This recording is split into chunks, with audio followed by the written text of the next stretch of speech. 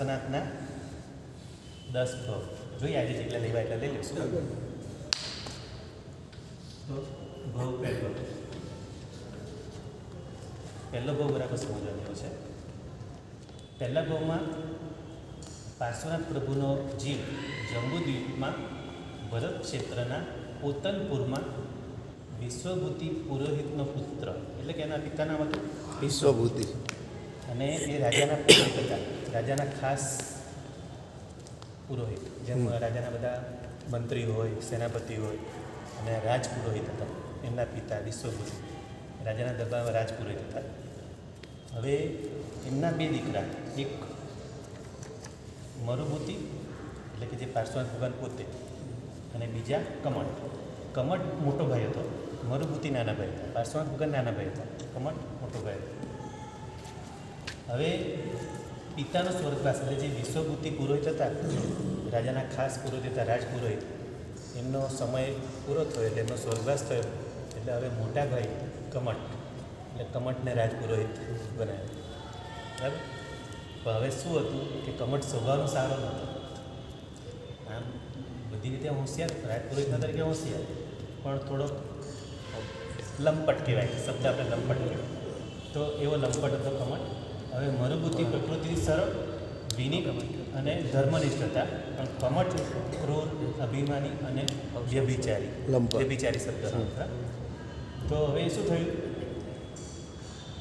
મરુભૂતિની પત્ની વસુંધરા પોતાના ધર્મથી ચૂકી ગઈ. મરુભૂતિની પત્ની, પાર્શ્વનાથ ભગવાનનો જે જીવ છે મરુભૂતિ, એમની પત્ની વસુંધરા એ પોતાનો ધર્મ ચૂકી, એટલે કે જે શીલ જે પાળવું જોઈએ એ પડાયું નહીં. કેમ કે હવે પેલા મોટા ભાઈ છે ને પુરોહિત, એટલે સત્તા જેની વધારે હોય એ તરફ એનો પગ લપસ્યો. બરાબર. તેણે હવે એને શું કર્યું, મરુભૂતિની પત્ની ધર્મથી ચૂક થઈ ગઈ. એટલે મરુભૂતિને કમટ અને પોતાની પત્નીના અસભ્ય વ્યવહારની જાણ થતાં, મરુભૂતિને જ્યારે જાણ થઈ, આ જાણ કઈ રીતે થઈ કે જે ભાભી હતી કમટની વાઈફ, તો કમટની પત્ની ભાભીએ એને ફરિયાદ કરી. ભાભીએ મરુભૂતિને ફરિયાદ કરી કે તમે કંઈ જાણતા નથી દિયર, શું કરો છો? આ બધું બહુ ખોટું ચાલી રહ્યું છે, આપણા ઘરમાં ખોટું ચાલી રહ્યું છે, અને સત્તા છે એટલે કંઈ બોલાતું નથી. કેમ કે પેલા રાજપુરોહિત છે કમટ, એટલે તમે જઈને રાજાને વાત કરો, રાજાને ફરિયાદ કરો. એટલે હવે આ મરુભૂતિ સરળ સ્વભાવનો હતો, એટલે હવે જેને રાજાને ફરિયાદ કરે છે. રાજાને જેને નિવેદન કર્યું કે આવું થાય છે, હવે તમે કંઈ ન્યાય કરો. હવે રાજાએ કમટને દેશ નિકાલ કર્યો. કેમ કે રાજાને વિશ્વાસ હતો મરુભૂતિ પર. ખબર છે કે મરુભૂતિ સ્વભાવનો બી સરળ છે, સીધો માણસ છે, અને આ ખોટું બોલે નહીં. 12 વ્રત વગેરે બધું મરુભૂતિનો જે 12 વ્રત બધું વ્યવસ્થિત પાડતો હતો, એટલો સરળ અને બધી રીતે પ્રકૃતિનો બી સારો. તો એમણે પહેલાં કમટને દેશ નિકાલ કર્યો. હવે એને શું કર્યું, કમટ દેશ નિકાલ કર્યો, એ તાપસ બની ગયો કમટ. જો પહેલાં જ બધી તાપસ છે, છેલ્લા ભાવમાં બી એ જ કમટ તાપસ બને છે. બરાબર. એટલે તાપસ બની ગયો. તાપસ બની અને હવે ઉગ્ર તપ કરવા લાગ્યો. અને તપનો ચમત્કારી પ્રભાવ થયો. લોકોની જીભ ઉપર તાપસનું કમટનું નામ હવે ચડવા લાગ્યું. લોકો તો જ્યાં બી ચમત્કાર દેખાય એટલે ચમત્કારને લોકો નમસ્કાર કરે. પહેલેથી આ તો કેટલા વર્ષોથી આ વસ્તુ ચાલી આવે છે. હવે ચમત્કાર થવા લાગે એટલે લોકોના જીભ પર એનું નામ રમવાનું. હવે મરુભૂતિએ પણ તેમની પ્રશંસા સાંભળી મોટાભાઈની ક્ષમા યાચના કરવા એમને થયું કે લાવ હું મોટાભાઈને ક્ષમા માંગુ, કે એમને સમય દઉં, મારે શા માટે ખોટું મારે કારણે તો એમને બહાર કાઢ્યા છે. એટલે સરળ સભાના હિસાબે ક્ષમા માગવા જાય છે. પણ એ રાજાનું નામ હતું અરવિંદ રાજા. એટલે આમાં તો બધું શોર્ટમાં છે. અરવિંદ રાજાને પહેલાં કહે છે, સલાહ લે છે એને કે મારે માફી માગવાની ઈચ્છા છે, મને મનમાં દુઃખ થયા કરે છે કે મોટાભાઈને મારે કારણે દેશ નિકાલ કાઢ્યા અને બધું થયું, તો લાવ મોટાભાઈની ક્ષમા માગી લઉં. પણ રાજા કહે છે કે ના, અત્યારે એનામાં હજી યોગ્યતા નથી. તું તો ક્ષમા માંગવા જશે, પણ એનામાં ક્ષમા આપવાની યોગ્યતા નથી કે એ જીવ આવો છે. તો અરવિંદ રાજા તો ના પડી. અરવિંદ નામના રાજા હતા, પછી એ જ અરવિંદ મુનિ બને છે, લીક્ષાની છે. તો મોટાભાઈની ક્ષમા યાચના કરવા માટે તે ત્યાં પહોંચ્યા. આમાં બધું શોર્ટમાં આપ્યું છે. ચરણોમાં ઝૂક્યા, પરંતુ દુષ્ટ કમઠે શું કર્યું, બાજુમાંથી પથ્થર લઈ અને માથા પર મારી દીધો, મરુભૂતિના માથા.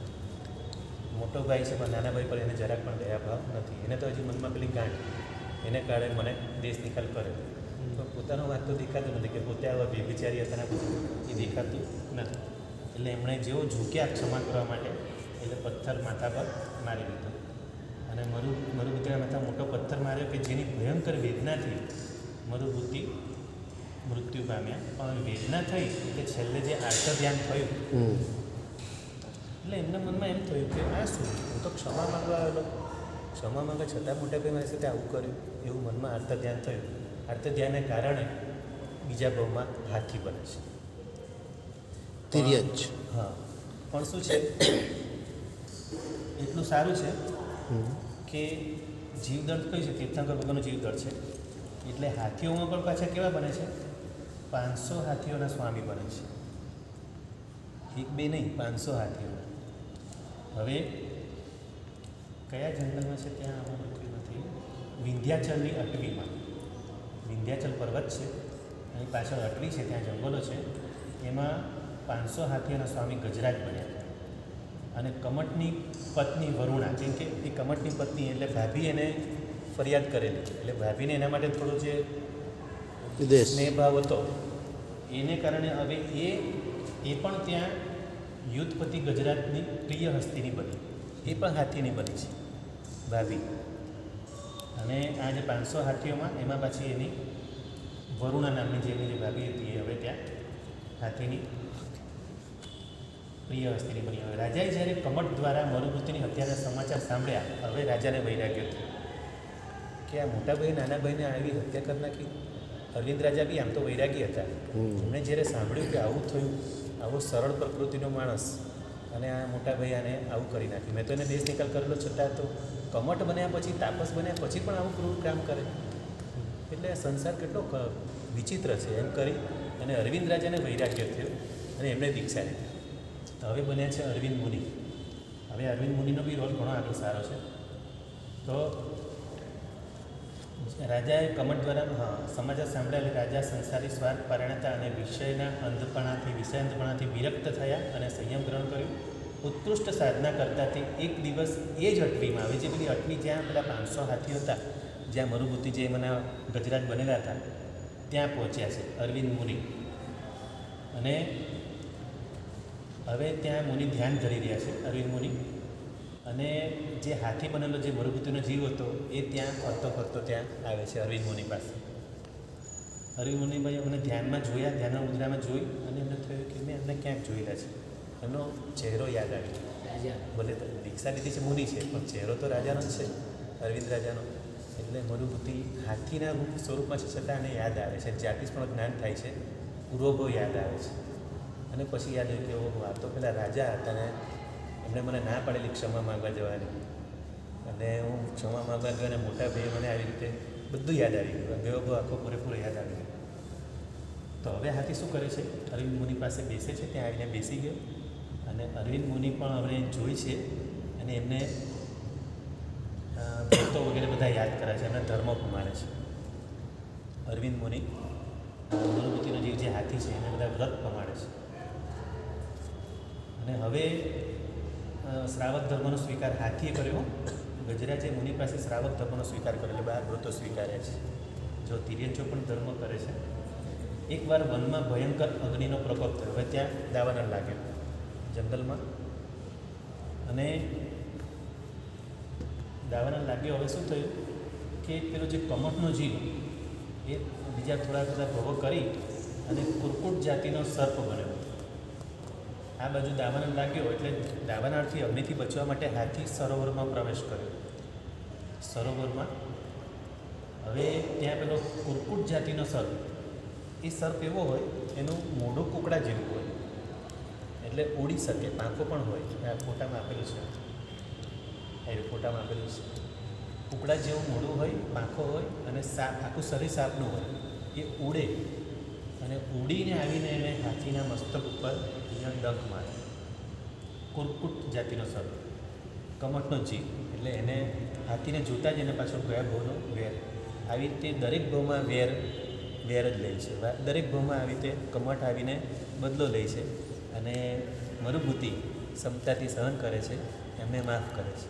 હવે આત્મધ્યાન નથી કરતા. પહેલાં ભાવમાં ભલે થોડું આત્મધ્યાન થયું, પણ હવે હાથીના ભાવમાં આત્મધ્યાન કરતા નથી. અને શુભ ભાવના, કેમ કે એમણે 12 વ્રતો લીધેલા છે અરવિંદ મુનિ પાસે, 12 વ્રતો લીધેલા છે, એટલે બધો નૌકા મંત્ર ગણતા સમાધિપૂર્વક હાથી પોતાનો જીવ છોડે છે. હાથી ક્ષમતાપૂર્વક વિચારો. હવે આપણે ક્યાં છીએ?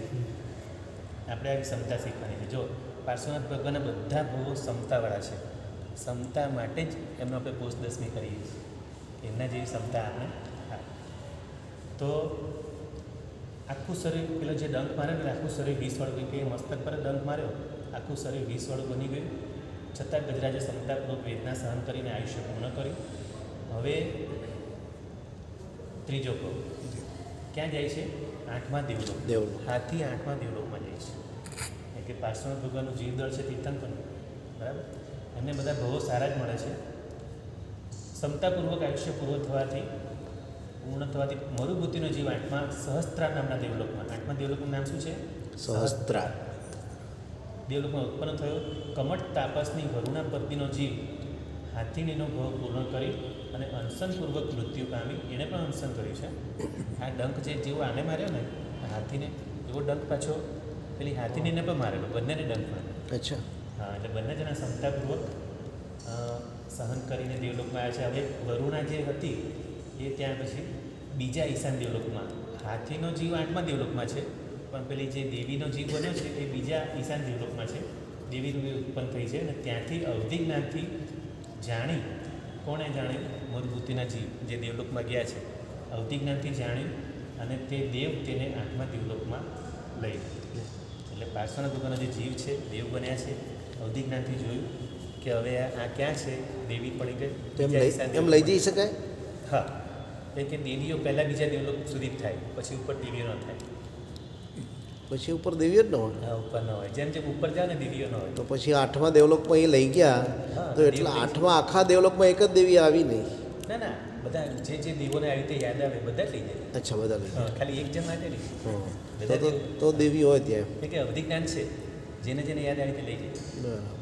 તો આવી વ્યવસ્થા છે. દેવીઓ પહેલાં બીજા દેવલોક સુધી હોય, પછી ઉપર ઉતરી, પછી દેવ આવીને તેમને દેવલોકમાં લઈ ગયો. પૂર્વજન્મના સંબંધને લઈને બંનેને ગાઢ પ્રેમ થયો. તેઓ નંદીશ્વર દ્વીપમાં જઈ અને શાશ્વત જૈન લિંગોની અર્ચના કરી. એટલે હવે ક્યાં? નંદીશ્વર દ્વીપ. જંબુદ્વીપથી 8મો દ્વીપ છે નંદીશ્વર દ્વીપ.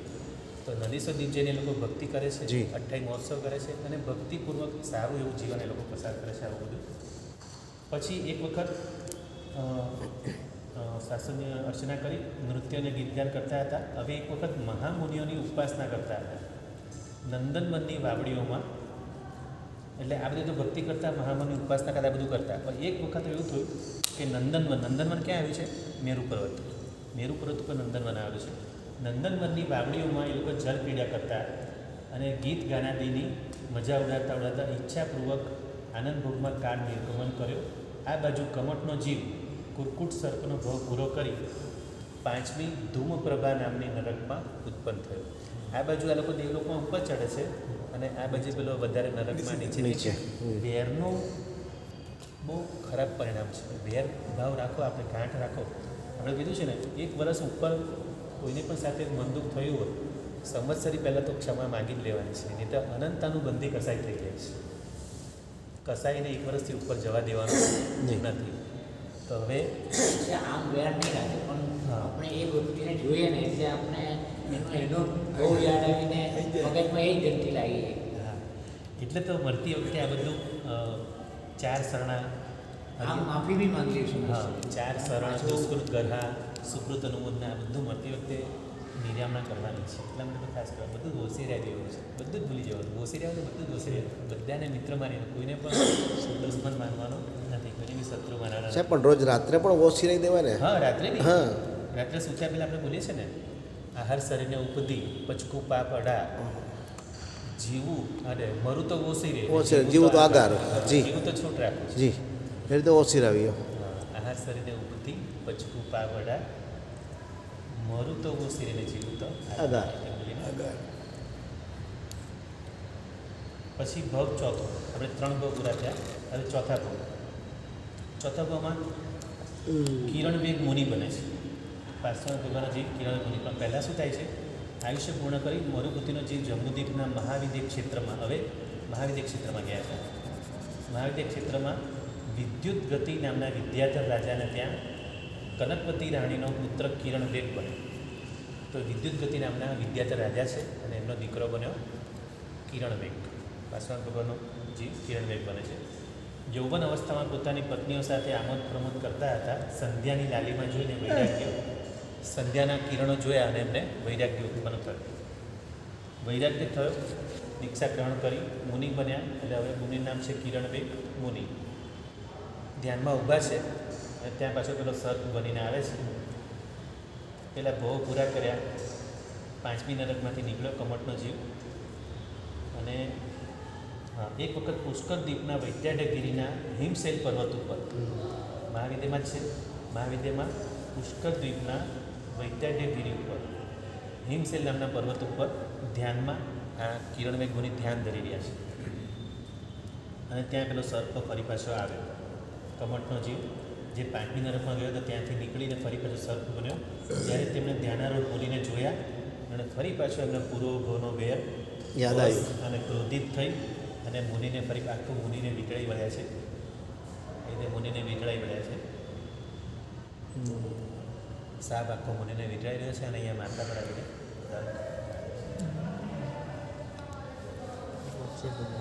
તો ફરી પાછા મુનિ સમભાવથી આયુષ્ય પૂર્ણ કર્યું.